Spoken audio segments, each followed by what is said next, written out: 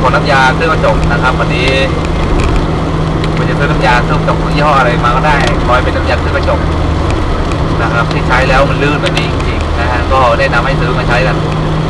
นะครับไม่ได้บอกว่ายี่ห้อไหนดีแต่ว่าคนรถทุกคันนะครับควรที่จะเคลือบกระจกนะครับ